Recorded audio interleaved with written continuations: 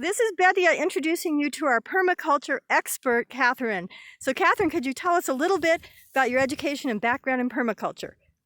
Hi everyone, peace. I studied sustainable development and philosophy at Columbia University. While I was there, I was focused mainly on the intersection between climate change and religion, wanting to figure out how we will preserve religious traditions when landscapes are changing due to climate change. After working with interfaith communities, I realized that the only real way I could make an impact was if I did the physical work myself. So I started learning how to farm with an organization in California called the Multinational Exchange for Sustainable Agriculture, MESA. It's an English-Spanish bilingual program. And I did my initial training with them, and just this summer I renewed and became a fellow with them, where I got extra support to fine-tune permaculture skills. So what we're doing out here is a lot of stuff I've learned with that program.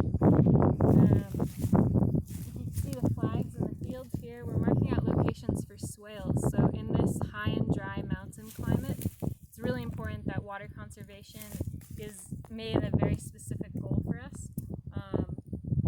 One of the things we want to do is during the rainy season this year, which has started, it's now October, we've had a couple of thunderstorms. We want to catch and infiltrate as much of the water as possible this fall, so that by the time we start planting in the spring, the soil is moist. The swales are going to be shallow holes in the ground that are level, so they don't channel water, but they allow a holding place that gives time for the water to go into the ground. What we're also doing at home in small greenhouses that we built is propagating fruit trees and other sorts of native trees like these junipers up here. And those are going to be planted just below the swales, and what they're going to do is the roots are going to go into the ground and they're going to help draw up the water table. So all of the vegetables that are planted in between the swales will now have more water available to them due to the infiltration from the swales and the raised waterbed from the trees.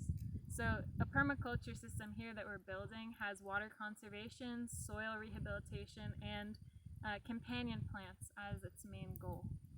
And so what crops and trees will you be planting for the long-term feeding of the dervishes and the derga? It's going to be mixed. We have 3 years of nutrition to account for. So right now the fruit trees that we're propagating are plants that are native to the high altitude climate that we're living in. Plums, apples, pears. We have some tea trees like herbal chai trees, walnut trees, which will have to be planted a little bit away because they're famous for making it difficult for plants to grow around them. And we have also juniper trees, which are not edible trees, but they're native trees and they'll act as wind blocks. So you can see up here we're in a very exposed area, so in order for those plants to grow, we also need functional trees that aren't just edible. And who is your friend over here? It's Guevara. Can you tell us a little bit about Guevara and what he's doing here? Guevara can speak for himself. Ah. I don't have an educational background, but I'm helping her with the planning and what we're gonna do, and also planning to make an outdoor mushroom growing, medicinal mushroom growing. I figured it will be a very useful thing for immune system for people that is coming here, shiitakes, lion manes, and stuff like this. So this is what I'm gonna add as well. Guevara's being modest. Bethia has seen him doing a lot of the hard work here, so. Yeah. He's my muscles.